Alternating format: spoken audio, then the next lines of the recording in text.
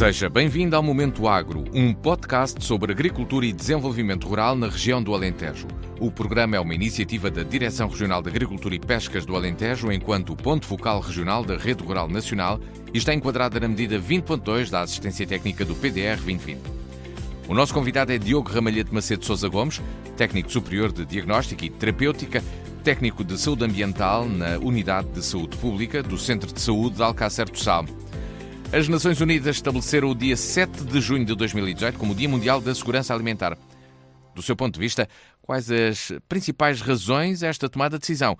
Mas também, o que é segurança alimentar e porquê é que é um tema tão importante? Muito bom dia, muito obrigado pelo convite. Realmente a segurança alimentar é um tema muito importante, até porque muitos dos riscos que existem em segurança alimentar, ou seja, na segurança que nós temos no consumo de alimentos, e quando digo alimentos incluo aqui bastante também a água. Portanto, muitos desses riscos são completamente, as pessoas estão completamente aliadas deles, eles chegam-nos das mais diversas vias. Quando abrimos a torneira das nossas casas, temos que consumir uma água, essa água tem que ter uma qualidade e uma segurança, que sejam compatíveis com a saúde humana. Quando falamos em segurança alimentar, habitualmente falamos em segurança microbiológica, a maior parte das vezes, mas temos também a questão da segurança dos químicos, a segurança química, até inclusivamente a própria segurança radiológica.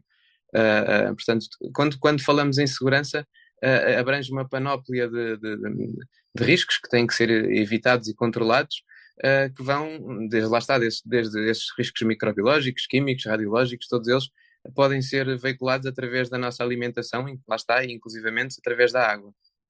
A educação para a segurança dos alimentos ajuda os consumidores a fazerem escolhas informadas e saudáveis e a promover um abastecimento alimentar mais seguro. Concorda com esta afirmação ou há aqui algumas falhas? Claramente que concordo, porque quanto mais conscientes e mais informados estiverem os consumidores, mais exigentes também vão ser e mais pressão colocam sobre exatamente esses sistemas para que eles sejam melhores e em termos de capacidade de regulação, de capacidade de controle, de eliminação desses tais riscos. Há um exemplo que me surge sempre, por exemplo, nós vamos comprar um determinado peixe, e o peixe é da aquacultura. Quase ninguém sabe que há vários regimes de produção da aquacultura. Há o regime também intensivo, há o regime extensivo. Nós sabemos que quando vamos comprar uma carne, e muitas vezes temos essa preocupação, será que esta vaca teve a pastar ou é daqueles regimes intensivos que elas estão estabuladas o tempo todo a comer rações? E nós temos essa preocupação, por exemplo, relativamente aos mamíferos, mas não temos em relação aos peixes. Quase ninguém pergunta. Eu digo isto porque eu já fiz a pergunta várias vezes em estabelecimentos comerciais e eles nem me sabem dar a resposta. Tal é o tal alinhamento da população em relação a estas temáticas, que não cria qualquer tipo de necessidade ao sistema de dar respostas e das pessoas se envolverem nesses processos e conhecerem como é que é feita a produção, o que é utilizado, o que é que não é. A ONU diz precisamente que 1 em cada 10 pessoas do mundo adoece todos os anos por consumir alimentos contaminados. Esta contaminação é responsável por mais de 200 doenças, de acordo com as Nações Unidas. A segurança alimentar está estreitamente ligada à saúde, já aqui começámos a falar do assunto. Do seu ponto de vista, quais os maiores riscos para a saúde associados à falta de segurança alimentar e como é que podemos mitigar esses riscos? Bom, eu acho que nós estamos a ter uma capacidade diminuída, cada vez mais diminuída, de controlar os processos, e quando eu digo os processos é mesmo tudo, desde o seu início. Portanto, desde a água que é captada, por exemplo, para beberamento, para os animais beberem, ou para ser utilizada na própria agricultura, até ao produto final, todo esse circuito tem os seus riscos. Era muito importante que as entidades oficiais tivessem capacidade de fiscalizar todo o cumprimento de todas as regras inerentes a esses processos produtivos. O que eu noto é que há pouca capacidade de fazer esse tipo de inspeções, há poucos recursos humanos. É fácil para quem queira prevaricar fazê-lo, seja no setor, por exemplo, da produção de carne, seja no setor da produção da agricultura convencional, enfim, é relativamente fácil de haver incumprimentos a esse nível.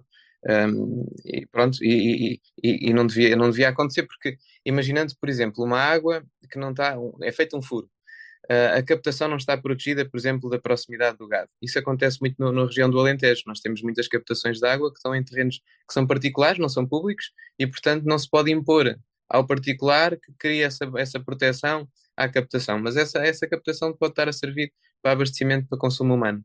Portanto, esta proximidade dos animais e dos excrementos dos animais e da urina a estas captações de água pode começar logo a comprometer tudo desde o princípio. Portanto, essa água pode já não ter a segurança, pode não cumprir os tais parâmetros. Neste caso, é mais do ponto de vista microbiológico, a proximidade normalmente dos excrementos impõe riscos maioritariamente microbiológicos, tanto parasitas, por aí fora, mas pode acontecer isto a outros níveis, por exemplo, a proximidade da utilização de pesticidas, das tais captações de água, por exemplo. Portanto, muitas das vezes as coisas falham desde o princípio e era muito importante que houvesse uma capacidade, por um lado, logo na fase de licenciamento, de avaliar muito bem esses riscos e perceber o que é passível de ser licenciado sem riscos ou não. E depois haver uma capacidade de estar no terreno a fiscalizar como é que as coisas estão a ser realizadas. E eu noto que não é fácil. Há muito poucos recursos alocados para este tipo de atividade.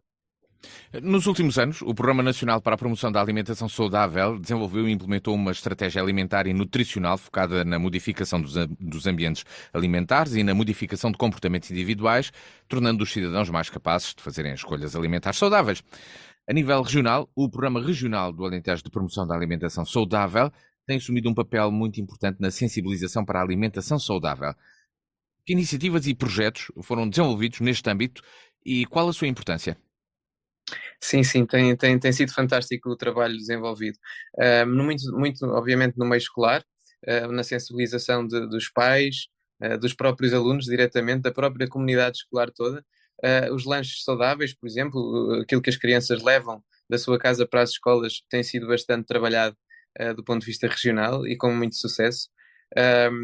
Também tem havido uma evolução, porque lá está, depois quando começamos a trabalhar de uma determinada perspectiva, depois tudo o resto que está à volta começa a acompanhar, portanto as próprias escolas com esta sensibilização crescente começa também a adotar as suas escolhas bastante mais saudáveis, portanto nos alimentos que disponibilizam às próprias crianças, inclusivamente aqueles distribuidores automáticos que também acontecia nas escolas e nós sabemos que eles muitas das vezes são cheios de produtos açucarados e são más escolhas, também aí tem havido um trabalho grande, portanto é sem dúvida muito, muito importante porque sensibiliza logo desde precocemente, desde a infância, vá lá. E às vezes até é muito curioso, porque nessas sessões que vamos realizando, os próprios pais nos dizem: mas estão-nos a ensinar isto, mas às vezes a própria escola é que nos disponibilizava coisas que nós não gostávamos. Imaginando, por exemplo, eu nunca tinha dado leite com chocolate e açúcar ao meu filho, e na escola dão leite com chocolates e ele agora já está mais habituado a beber o leite com chocolate com açúcar. Às vezes chamam-nos a atenção quando vamos fazendo essa sensibilização, não é? Os próprios encarregados de educação depois começam a tornar-se mais exigentes a querer também respostas melhores por parte do sistema público. Tem sido um trabalho muito importante. O destaque, então, nesse envolvimento nas escolas, mas este acesso a alimentos seguros, no mundo que vivemos, global, com exportações anuais de alimentos constante e sistemas alimentares muito complexos, existe também, e agora olhando assim numa dimensão diferente, macro, uma cooperação nacional e internacional. Esta necessidade isto tem de ser necessariamente mais afinado e que garanta a segurança dos alimentos. Julga que esta é uma responsabilidade de todos, produtores, indústria alimentar, governos, consumidores? Como é que esta responsabilidade pode ser partilhada? Essa é uma pergunta, isto dava para falar quase o dia inteiro. Realmente a questão da exportação, uma das estratégias mais importantes do ponto de vista global é a chamada estratégia do prado ao prato. Portanto, o que nós queríamos era ter alimentos de proximidade, obviamente maior frescura, maior qualidade nutricional, mas nós não estamos a verificar isso. Portugal está, se pegarmos, por exemplo, no setor da carne, nós em 2017 iniciámos a exportação de animais vivos, bovinos e ovinos, para o Médio Oriente, com 9 mil animais. O ano passado estávamos a exportar mais de 500 mil. E depois, curiosamente, estamos a exportar carne viva neste caso, animais vivos, e estamos a importar carne da Polónia, carne do Brasil, portanto desconhecemos inclusivamente os processos, como é que esses produtos nos chegam ao prato, com todos esses riscos que nós falámos, desde a água, não é? Nós desconhecemos, não os conseguimos controlar, até porque eles estão noutros países, portanto estamos a mandar os nossos produtos para fora e estamos a importar o que consumimos para dentro. Estamos a comprometer bastante este tipo de estratégia e há muitas decisões que não passam por nós, são decisões políticas, ao nível do licenciamento, da atribuição de áreas para este tipo de atividade, às vezes até a comprometermos a própria biodiversidade. São instalados em áreas de rede Natura, por exemplo, que são áreas extremamente sensíveis e ricas do ponto de vista da biodiversidade.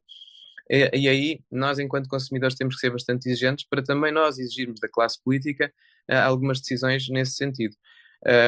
É bastante preocupante essa questão da exportação e da utilização cada vez mais de áreas com esse fim, até porque depois também compromete outro tipo de estratégia. Nós, por exemplo, há incentivos para que as escolas consigam comprar produtos de proximidade e de preferência produtos de agricultura biológica, sem utilizar esse tipo de produtos químicos, de pesticidas e por aí fora. Pesticidas de síntese química. Mas depois, muitas das escolas olham à volta do seu território e o que está é só agricultura de exportação. Eu, por exemplo, aqui em Alcácer do Sal, nós temos aqui implementada, por exemplo, as explorações de pera-abacate e são exportadas para os Estados Unidos. Portanto, nós temos depois os Estados Unidos a consumir água em atividades muitas vezes lúdicas. Nós conhecemos Las Vegas, por exemplo, há uma média de utilização de água por dia, por habitante, que excede muitas das vezes os 2.000 litros, para manter aqueles lagos ornamentais, por evaporação, e depois acabam por não ter água disponível, obviamente, para os seus processos agrícolas, e depois há outros países a mandarem para lá os alimentos, e nós somos um deles, nomeadamente com a história da pera-abacate, mas quem diz a pera-abacate para os Estados Unidos, diz os mirtilos para a Suécia, diz por aí fora, e depois também acontece na Suécia, por exemplo, há mirtileiros nos espaços públicos a caírem os mirtilos, a apodrecer no chão, mas os suecos depois vão às prateleiras dos supermercados e compram mirtilos portugueses. Portanto, esta questão é realmente muito importante e preocupante, e nós, enquanto povo, temos que cada vez sermos mais conscientes para também exigirmos que as decisões políticas sejam compatíveis com aquilo que são os interesses gerais. Só mais um exemplo. A Associação Zero, por exemplo, calculou as emissões dos navios de transporte de gado na exportação, e um só navio, só numa ida para a Haifa, que é o principal destino dos nossos animais, em Israel, gasta o mesmo que 35.700 e tal viagens a Lisboa-Porto de automóvel. Portanto, e obviamente que eles estão aqui tracados nos nossos portos a poluir também, não é? E portanto estamos a alimentar uma poluição e a comprometer a sustentabilidade também ambiental, não é? Portanto, cada vez mais se fala que os alimentos e a sustentabilidade têm que estar tudo também ligado. Então, o maior desafio que se coloca atualmente é o da sustentabilidade. Para concluirmos aqui a nossa conversa, neste âmbito da segurança alimentar, também é o da sustentabilidade, é isso? Ou há outros? A sustentabilidade é muito, muito importante. Nós temos, por exemplo, a questão da água. A questão da água é muito importante. Nós vamos ter problemas no futuro. Já estamos a ter problemas com a qualidade, mas vamos ter problemas com a quantidade também.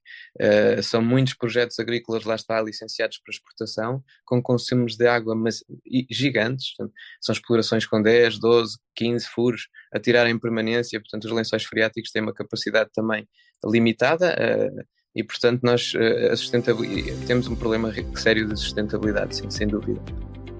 Obrigado, Dr. Diogo Ramalhete Macedo de Sousa Gomes, técnico superior de Diagnóstico e Terapêutica, técnico de Saúde Ambiental na Unidade de Saúde Pública do Centro de Saúde de Alcácer do Sal, por ter estado connosco neste Momento Agro. É um podcast sobre agricultura e desenvolvimento rural na região do Alentejo. O programa é uma iniciativa da Direção Regional de Agricultura e Pescas do Alentejo, enquanto ponto focal regional da Rede Rural Nacional, e está enquadrada na medida 20.2 da Assistência Técnica do PDR 2020.